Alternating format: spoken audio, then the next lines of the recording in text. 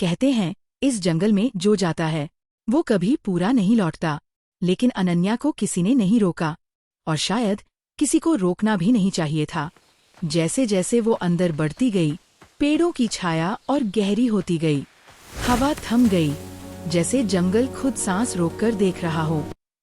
तभी उसकी नजर पड़ी एक पुराने पेड़ पर एक अजीब निशान। ताज़ा खून जैसा रस बह रहा था। ये निशान पुराना था, लेकिन जख्म ताज़ा था। और फिर आवाजें आईं, फुसफुसाहटें चारों तरफ से। कोई उसका नाम बुला रहा था, लेकिन जब उसने मुड़कर देखा, कोई नहीं था। अचानक चारों तरफ धुंध छा गई, इतनी घनी कि पीछे का रास्ता गायब हो गया। अब वो जंगल में फंस चुकी थी, और जंगल को यही चाहिए था।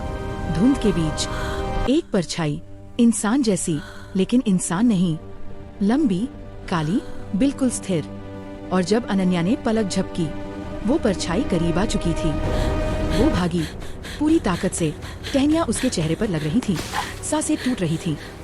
लेकिन हर बार जब उसने पीछे देखा, वो चीज भी उतनी ही तेज थी। तभी वो एक खुली जगह में आ गिरी। चारों तरफ सूखे सफेद पेड़, जैसे हड्डियों का घेरा, और बीच में एक पत्थर की वेदी। उस पर वही निशान था। वेदी पर के निशान धीरे धीरे चमकने लगे, नारंगी रोशनी, धड़कन की तरह। उसका हाथ अपने आप आगे बढ़ रहा था, जैसे कोई अदृश्य ताकत उसे खींच रही हो। और जब उसने चारों तरफ देखा, वो अकेली नहीं थी।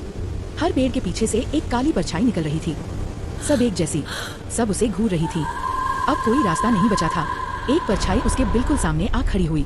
उसका चेहरा, अंधेरे का एक गड्ढा, खोखली आंखें, और फिर उसके मुंह जैसी दरार खुली, और अनन्या की चीख गले में ही रह गई।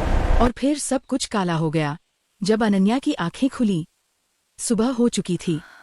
चिड़ियों की आवाज, सूरज की रोशनी, जैसे कुछ हुआ ही नहीं था। वो कांपते हुए जंगल से बाहर निकली। रोशनी उसके चेहरे पर पड़ी। एक हल्की मुस्कान आई। बस एक बुरा सपना था, बस एक बुरा सपना। लेकिन तभी उसकी नजर अपनी कलाई पर पड़ी। वही निशान, चमकता हुआ। जंगल ने उसे जाने दिया था, लेकिन छोड़ा नहीं था।